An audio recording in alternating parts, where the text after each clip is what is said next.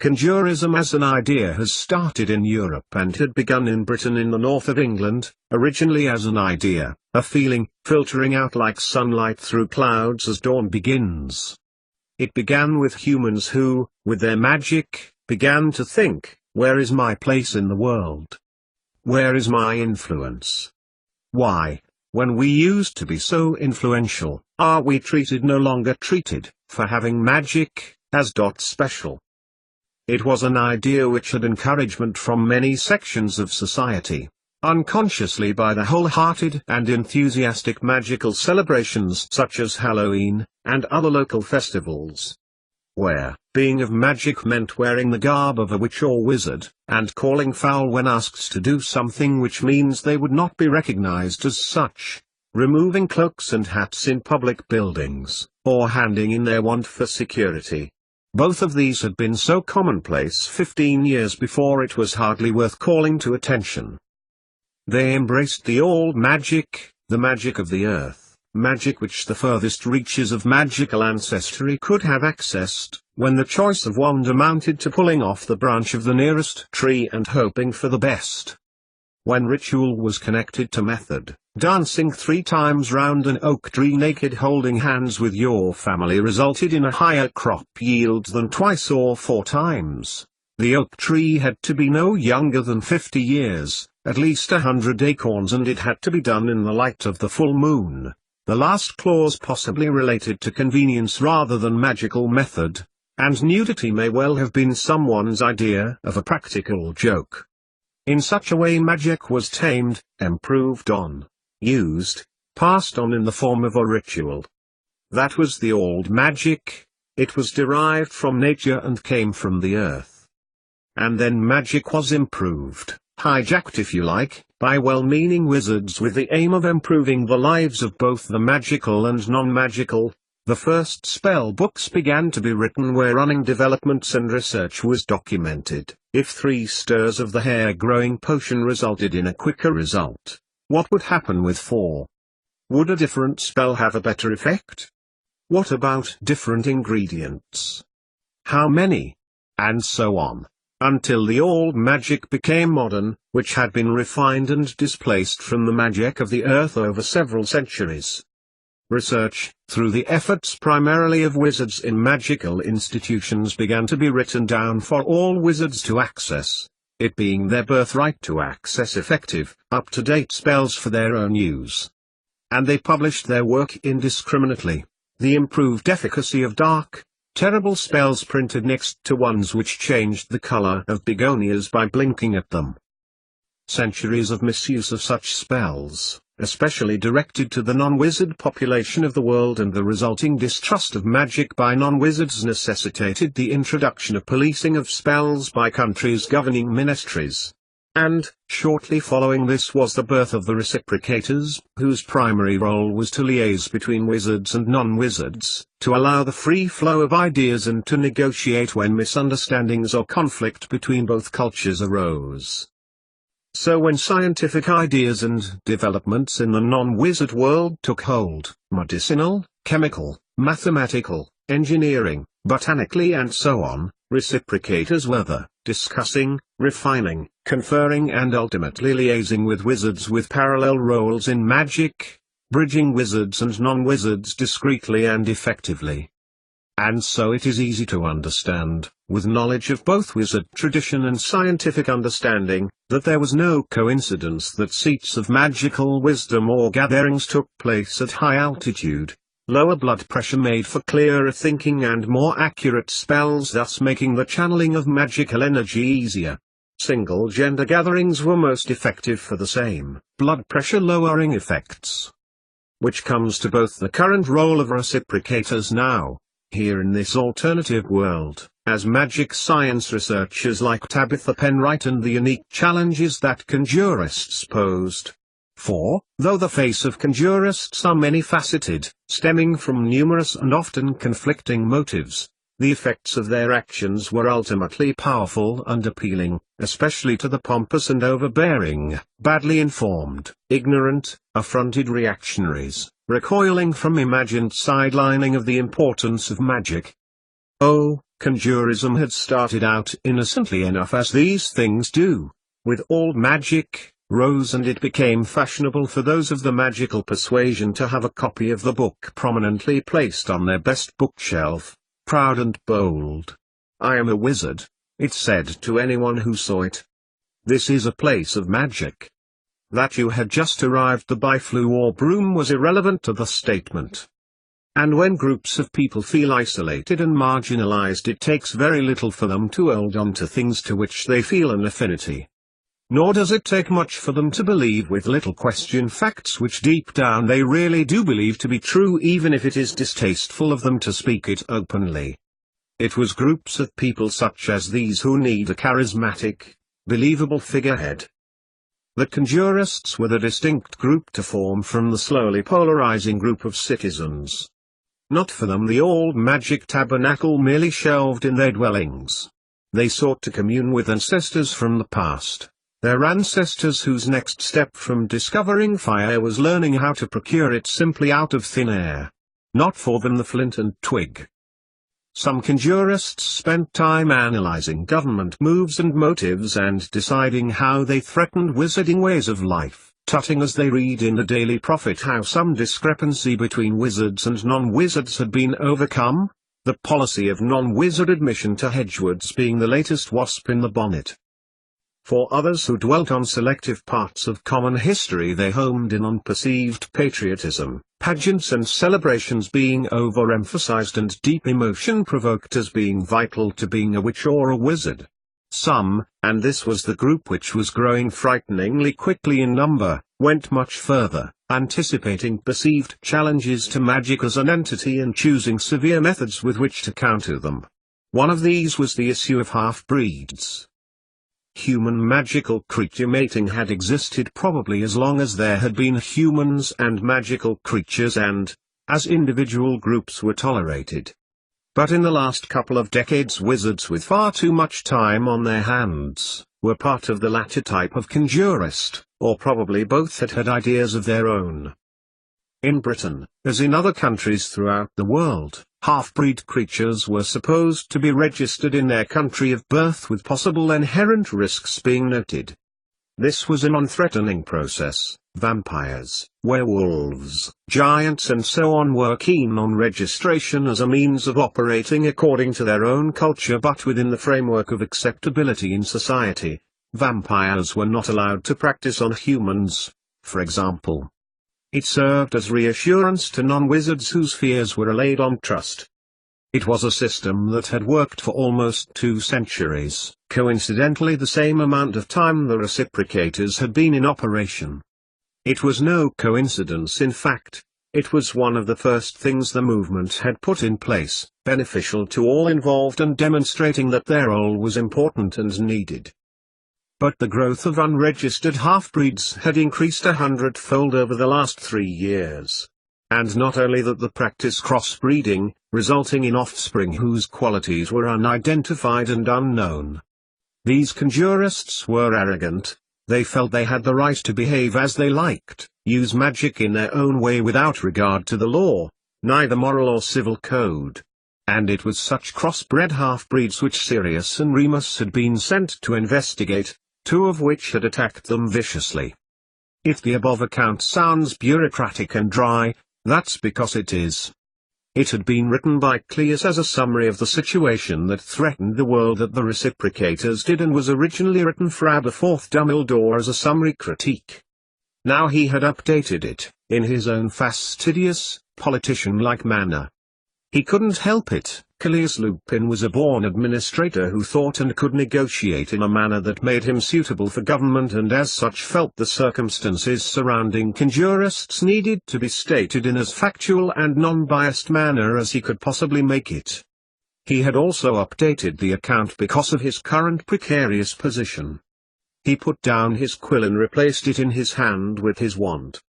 "Securas," Callias uttered, watching the long parchment contract into a roll.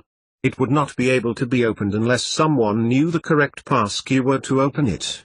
Getting to his feet, Cleus picked up the scroll and, walking across his damp office, torrential rain had persisted with infrequent thunderstorm bursts, to a section of the wall which was like any other. Drawing a square with his wand against the wetness, a bright score of light followed his wand tip until the shape was complete. With his free hand Cleus took the handle of the door which appeared, opening the safe and depositing the scroll. He tapped the door, which dissolved back into the dampness, and he watched it for a second, wondering if it would come to anyone actually reading what he had just written. Perhaps, he considered, and they would marvel at his characteristic verbosity. He hoped that no one picked up on the guilt he was feeling from his part in sending his brother, and Sirius Black too, into such danger. Ultimately though, conjurism was a desperate grasp towards something familiar, something to cling to, something which was theirs alone, which defined them as with magic, and set them apart from moles. It challenged everything that was morally right and best for society, and so it was correct for both the combined government and the reciprocators to challenge conjurism. Ultimately, through fear dreadful, far-reaching effects would be felt. Ultimately, would the difference that Cecilia Frobisher made by altering the past be significant, or would human nature, that of both those magical and non-magical, overarch all? 88,888,888. The wind blew over the high flat plain that was the top of Pendle Hill. Long ago the sun had descended the horizon, and now, even the afterlight, the dusk, was beginning to flee. There had been people assembled here, magical people. Moreover, they had met, as governs and clans had done, so they believed, in one of the most magical places in the country, if not the world.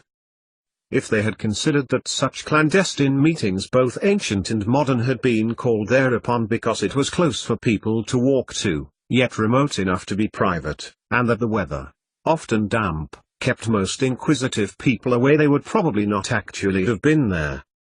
Is it not unreasonable to say that our ways need to be preserved?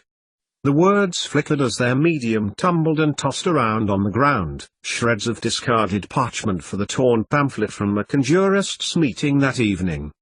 Much that was our heritage has become scoured away, blended into nothing along with tax returns, and now, all there was to read it was a small brown rabbit who had risked the semi-open, and therefore the prospect of being coursed to on some bird of prey's menu. Not that it could read. And even if it could, what value would it have placed on the latest conjurist missive, circulated like wildfire around groups of like-minded wizards and witches from Pristina to Donegal? Not for it were cares of wrongdoing against the wizard populace. What did it care for wizards anyway? It surely would have thanked its lucky stars it were not white, and therefore at risk of being pulled out of a top hat by its ears. Once, wizards were noble and proud, and through our nobility we did not subject non-wizards to tyranny or slavery. Indeed, one of our most revered number even set up the grand discussion so as to better understand non-wizards. Fortunately, or perhaps unfortunately, it depends upon your point of view, the declaration would remain lost amongst the bracken and hedgerow, eventually allowing its inanimate form to be battered and torn. It had been deprived of its destiny through haste and carelessness, and had not been sent through the well-disguised routes of communication to other conjurists' meetings. But our culture has now been overshadowed and we have been sidelined. Our input is unvalued and all too often ignored. Our reception by many, including some of our own, can be one of belittlement or worse, hostility. Many conjurists who had been there that night had been scared, especially considering the author purported to have written the pamphlet.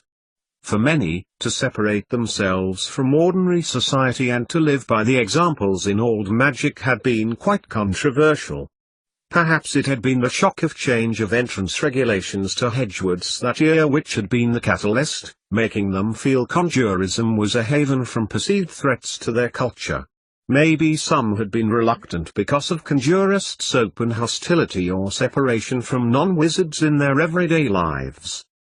What we ask of the Council of Europe is the recognized right to practice our culture as outlined in the Book of Old Magic, and it was not the first pamphlet, and nor would it be the last. but it had had an effect on those who had read it that night and had germinated enmity in the hearts of many. Enmity, yes, but there would also be hatred, conflict and destruction. Just as the author had planned. 88,888,888. It was so late at night it was beginning to become early. Not that Cleus could sleep. He had spurned his ministerial flat which had been a blessing and returned to his family, his childhood home in the Lake District, not far from Little Langdale, tucked away in the hard, rugged landscape of Cumbria. It was a bed he would have preferred not to have used, the spare one which he knew Cecilia always had insisted be made up for emergency guests. It had been his sister-in-law who he thought about as he watched the proto-dawn hint at its imminent arrival, breaking of momentarily as a small thump down the corridor drew his attention. Heaving himself out of bed, Cleus stumbled towards the door, looking down the corridor and towards Septimus's room. The door was closed. It wasn't his nephew getting up, then. Cleus turned and made his way back to bed, but not to sleep. He fixed his eyes on the ceiling as he thought about Cecilia again. He knew Septimus missed his mother. He had told him the night before when he had asked about her return the truth about her, or at least, a portion of the truth. It was a truth which he had not shared with anyone else, not the ministry, for whom she was technically working, although under Cleus's instruction. The truth was that she was missing. No form of communication had he received close to 6 weeks and, on inquiring with his contact at Durmstrang, her collaborator had informed him that she had left with all of her belongings. It had been the last thing Cleus had wanted to share with his shy nephew, the image of his father with the exception of his hair which, though fair like Remus's, had a hint of red in it, Cecilia's colouring. But he had had to inform the boy of his father's precarious grip on life, or abnormal life, Cleus had added to himself, and Septimus had taken the news in his characteristic withdrawn manner. On the face of it, were anyone to judge quickly, Septimus had listened to his uncle and then taken up the dishes, washed them, before studying his chocolate frog cards. But Cleus knew Septimus. The boy's brain would be feverishly active, thinking about all that his uncle had told him. In time, he would talk to Cleus of his concerns. Missing, yes. But Ragnhild Anderson had seen her walking out of the castle grounds with her sparse possessions, her research abandoned but her books gone. Where she had gone Cleus did not know. He had had his best agents out looking for her since Cecilia's disappearance 2 weeks before, picking up any leads, or suggestions of leads. There had been precious few and, though Cleus had followed up each and every one of them, all had led him to a dead end. It was worrying to say the least, especially considering the growing wizard unrest in certain parts of the country, and the continent, with their illegal and illicit magical endeavors, one of which had seriously injured his brother. Cleus still had the practicalities of integrating a non-wizard into Hedgewards to consider too. Though James's intentions were good, Cleus had to admit he was a little too laid back for his liking, the work taking far longer than he'd expected. And, of course, though his brother's horrific incapacitation he had his nephew to care for, so quiet one might have sworn he had blended into the walls of the room, and sometimes he did, for hijinks, so deep in thought and so content being alone that Cleus had considered sending him to live with the Potters just to get a bit of life into him. Cleus sighed as he considered the Potters and the rest of the reciprocators. He knew he would have to share the essence of his account of conjurists with the movement as well as Cecilia's disappearance at their meeting on Monday.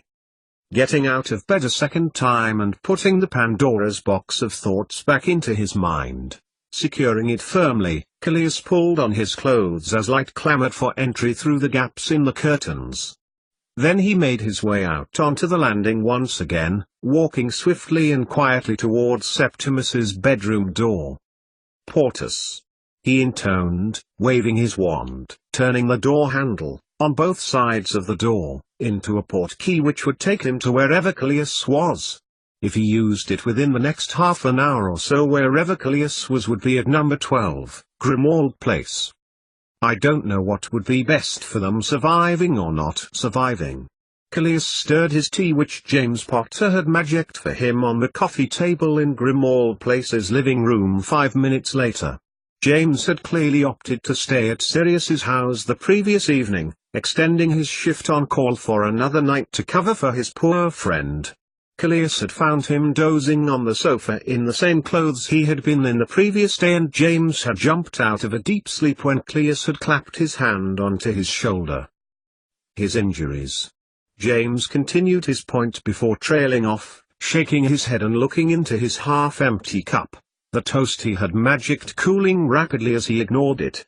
Both of their injuries. Last night I went to Hedgewood's, replied Callias carefully. He looked deliberately at his fellow reciprocator, his face full of meaning. I saw Severus. There was a pause. You say you saw Severus? Another pause and a look of knowing passed between the two wizards. You have me, James, admitted Callias. I did ask him about a cure, and believe me when I say that I pressed. Nothing would relieve me of the burden of knowing that my brother being so ill, and knowing that I could give little Tim some good news if Severus Snape handed me a vial of something. Just like he did for me, Callias added, but to himself. Little Tim, mused James fondly. How is Septimus? It must be awful, living with you. He looked concernedly at Callias, who sagged. It was far too grave a situation to pick up on an ill-chosen phrase. Worryingly well, replied Callias. We discussed schools. I wanted to get the choice over with, but I think that was a bad move and dash. He'll be going to Hedgewood's, surely? James's incredulous tone left little room for rebuttal. Callias, however, shook his head. I don't know. He has magical ability, that is certain. But Remus, and Cecilia too, they both wanted him to choose. They lived dash.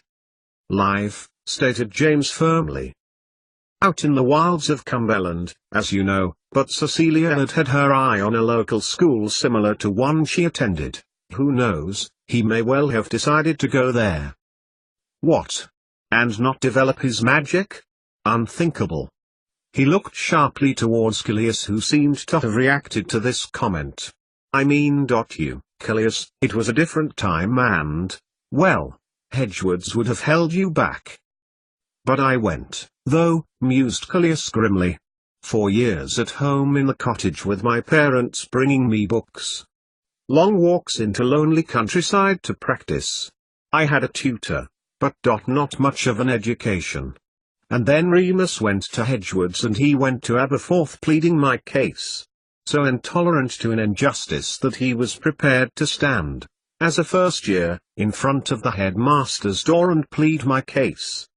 I think Dumbledore suspected Snape had a plan up his sleeve, chuckled James, remembering how Severus Snape seemed to have known all that Hedgewood's would have taught him in terms of potions. Old Dafty Boy despaired at ever teaching him anything. He was researching and developing before his first year was out. He had been to Aberforth before with plans for a host of things. Or rather, he planted the idea in Snape's mind. A challenge to keep old Severus in check. Callias returned quietly, before changing the subject and adding, but education is not the same as it was. It'll be truly comprehensive now, James. Wizards and non-wizards too can go to Hedgewood's, both together. A chance to truly understand one another as they live and grow with one another. James frowned, looking at Callias. Do you really believe that? He thought, or are you still carrying out Aberforth's vision? Aloud, he said, it still all seems. Stop, protested Callias, getting to his feet. Whatever you're about to say, I would hate you to sound like a bloody conjurist. This time it was James's turn to be sharp. I can understand Septimus must be a burden, especially at a time such as this, Callias. I'm not being a conjurist. I just believe in streaming specialities.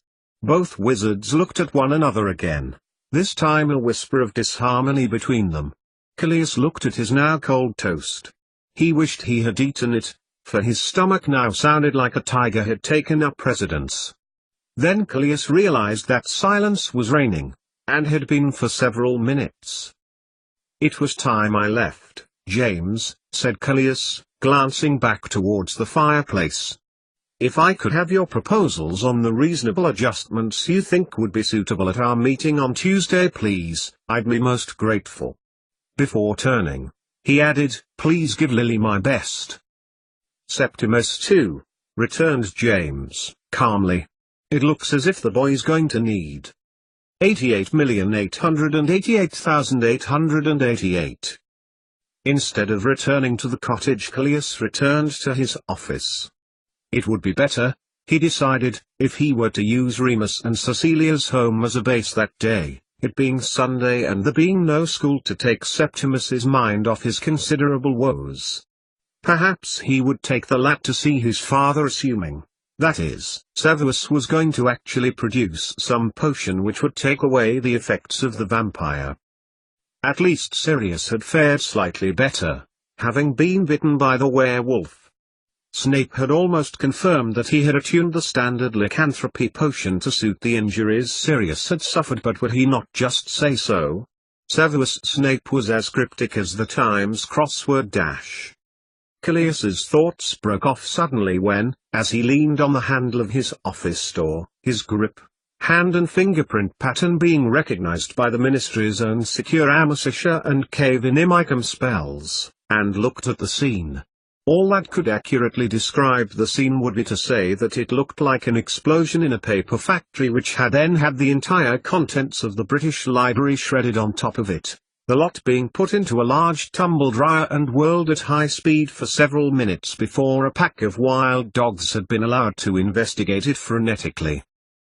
In several places small, localized fires were smoldering or wailing where Callias's Confringo spells placed on several important documents which were now destroyed by the intruders. Priori incantantem. Deleterious. Callias, now on his guard in the apparently empty room, surveyed the damage as the contents of his filing cabinets returned them to their original places in a snow flurry of paper. As the paper reordered itself, Callias performed an accountability spell, followed by an unlawful entry spell to check if the intruder had left any trace of who they might be. Nothing. Callias shook his head as he considered the situation, before stooping down and picking up a piece of paper which had not been filed. Just then, his attention was called to a knock on the open office door. Lucius Malfoy stood, open-mouthed at the mess. "I think there's been an intruder," said Callias unnecessarily. "But I've checked, nothing has actually gone missing." "That is a relief," replied Lucius, smiling a little. Here, in this world, far from being a threat to honest wizards, he was a trusted member of the Ministry, a head of department with whom Callias would meet that evening along with several others. "But I think they were after information on Cecilia Lupin," he replied, watching as Lucius's eyebrows rose in thorough surprise. As far as the higher echelons of the Ministry were concerned, Cecilia was doing Callias's work in Germany, at the castle at Durmstrang. "She went missing, a fortnight ago," he continued, then stopped abruptly.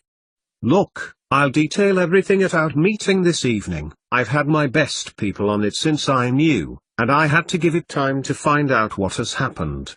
Callias shook his head as he handed to Lucius the pamphlet he had just found on the floor, one piece of paper which had never belonged in his filing cabinet and had, presumably, been dropped by the intruder. Lucius shook his head, his long hair moving in the wake, and blinking at the words that his colleague was showing him. "Conjurists?" Callias nodded. "Not just your dance around in your undies lot either," he added, "not ours. Look," Callias pointed to the printing information at the bottom of the pamphlet. "It went to the press, a non-wizard printing press. The author didn't have it magicked. But I know these marks, they're from the Mainz press." "Why do you think these particular conjurists are interested in Mrs. Lupin?" The question hung between them like a dagger frozen in mid-throw by a permanent sticking charm, adhering the words to the air.